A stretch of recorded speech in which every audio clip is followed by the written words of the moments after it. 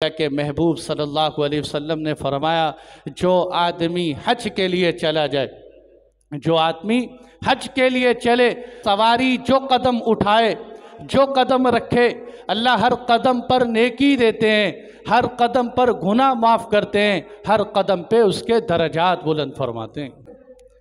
एक हदीस में फरमाया, मन हज्ज लिल्लाह, बुखारी की हदीस है, अल्लाह के लिए हज करे, फलम यरफुस वलम यफसुक, जो आदमी हज करते हुए बेहयाई का काम न करे, गुनाह का कोई काम न करे, ऐसे हो जाएगा जैसे उसकी माँ ने उसको आज ही जने। जिस तरह उस मासूम बच्चे का कोई गुनाह नहीं, इसी तरह अल्लाह इसको गुनाहों से साफ़ कर देते।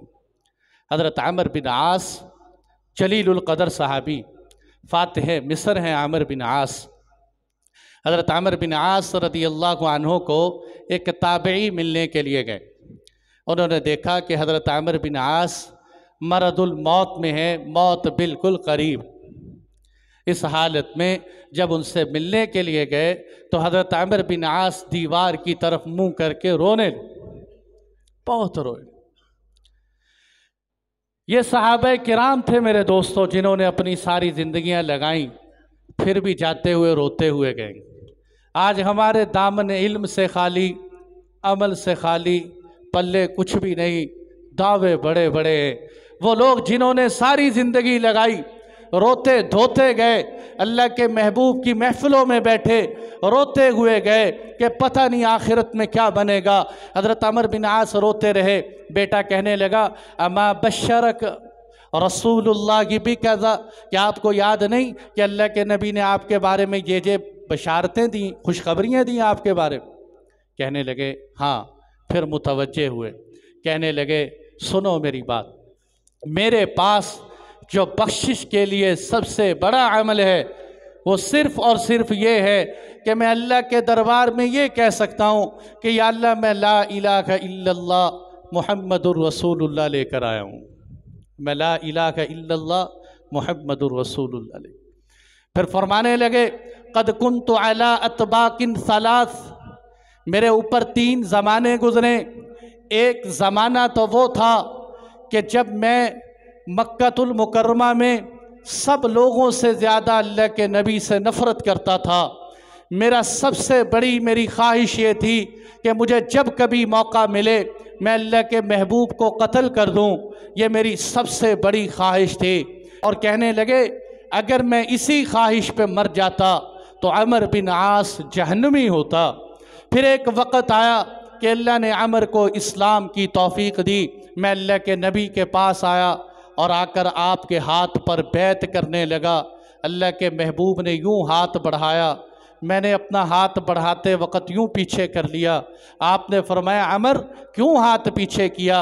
ए अल्लाह के नबी, मैं इस्लाम कबूल करूँगा, मेरी एक शर्त है। फरमाया अमर कहो क्या शर्त है? ए अल्लाह के नबी, शर्त ये है कि अल्लाह मेरे पिछले गुनाह माफ़ कर दे, अल्लाह मेरे पिछले गुनाह माफ़ कर।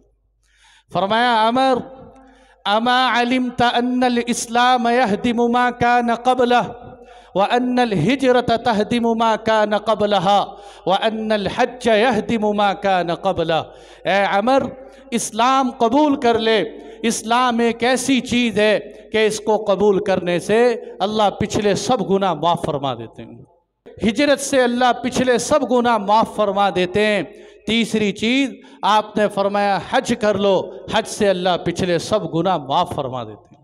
ये हज़रत आमिर बिन आस को फरमाए। हज़रत आमिर बिन आस फरमाते हैं अगर इस हालत पर मेरी मौत आ जाती तो मैं यकीनन जन्नती होता, लेकिन अब आप दुनिया से तशरीफ़ ले गए। आपके जाने के बाद हम वो न रहे जैसा होना चाहिए था। यह आपकी कसर नफसी थी कि ईमान उस सतह पे नहीं था, हालांकि ईमान बहुत था, अल्लाह से डरने वाले थे। कहने लगे अब पता नहीं मेरे साथ कब्र में क्या बने। वसीयत की घर वालों को, ऐ मेरे बेटे, जब मैं दुनिया से चला जाऊं, मेरे जाने के बाद नौहा न करना, आग न जलाना। उस ज़माने में जनाजे के साथ साथ नौहा करने वाली औरतें जाती थीं, आग लेके जाती। आज भी बहुत से ऐसे हैं जो डोल डमक्के से जनाजे लेके जाते हैं, उस ज़माने में भी थे। तो वहाँ ऐसे न करना। और जब मुझे दफना देना कब्र के अंदर, तो दफनाने के बाद मेरी कब्र पे खड़े रहना, इतनी देर ठहरना जितनी देर में ऊँट को ज़बह करके उसका गोश्त तकसीम किया जाता है, ताकि मैं तुमसे उनसियत हासिल करूं, मुझे पता चले कि अल्लाह के फरिश्ते अमर को क्या कह के जा रहे हैं। इसलिए मैं कहा करता हूं कि बाकी लोग तो जनाजा पढ़ के आ जाते हैं, कम अज़ कम मैयत के घर वाले तो कब्र पे ठहरा करें थोड़ी देर के लिए। हम ज़बरदस्ती पकड़ पकड़ के लाओ, नहीं नहीं कब्र पे नहीं ठहरना, चलो चलो साथ, ओ भाई छोड़ दो, कुछ नहीं हो। कम अज़ कम जिसका बाप है, कम अज़ कम जिसका भाई है और जिसका बेटा कब्र में, उसको ठहरने दो, वो खड़ा हो सके तो सूरह बकरा पढ़े। बकरा इसलिए कि सूरह बकरा में उलमा कहते हैं इतना ही टाइम लगता है जितना ऊँट ज़बह करके गोश्त बांटने में लगते हैं। यहाँ बैठ के अमल करे कि इसलिए कि हदीस में आते हैं कि आप मैयत को दफनाने के बाद साहिब खाना घर नहीं पहुँचे होते, बल्कि जब फरिश्ता आके मैयत को उठाता है ना, उठो भाई, तो उस मैयत को अपने घर वालों के पाँव के चलने की आवाज़ें आ रही होती, देर नहीं है। इसलिए आपने फरमाया मम्मा तफ़क़द क़ामत क़यामतुहु, एक क़यामत आनी है। एक क़यामत वो है कि जब आप मरे तो मरते ही आपकी तो क़यामत शुरू हो गई। वो जो बड़ी क़यामत है वो तो आएगी, लेकिन ये जो मरने वाला गया इसका तो जाते ही कब्र में हिसाब शुरू हो गए। इसलिए भाइयों, हज से अल्लाह गुनाहों को माफ़ फरमाते हैं। और आपको सुनाऊं, मेरे महबूब ने वादा किए, अल्लाह के नबी ने वादा किए, आपने फरमाया जो आदमी हज करे, जो उम्रा करे, अल्लाह ताला उससे फ़क़र को, गुर्बत को और गुनाहों को ऐसे मिटा देते हैं जैसे लोहे की भट्टी जो है, भट्टी उसकी मैल कुचैल को मिटा देती। इस तरह अल्लाह इसके गुनाह मिटा दे। हज़रत उमर रज़ी अल्लाह अन्हु कहा करते थे, मैं दावे से कह सकता हूँ कि जो हज करे वो कभी गरीब हो ही नहीं सकता, वो कभी गरीब हो ही नहीं सकता। इसलिए कि अल्लाह की राह में जो इसका माल लगेगा, अल्लाह इसके इस माल को लौटाएंगे बेहतरीन बदल के साथ। अच्छा, कब से हज चला आ रहा है? आपको आज तक, मुझे तो नहीं मिला, आपको भी शायद कोई मिला हो ना मिला हो, आपको आज तक ऐसा बंदा नहीं मिलेगा जो ये कहे कि मैंने हज किया तो मैं गरीब हो गई। इसकी बरक़ात हैं, अल्लाह ताला हज की बरकत से इसकी गुर्बत को, इसके फ़क़र को मिटा देते हैं।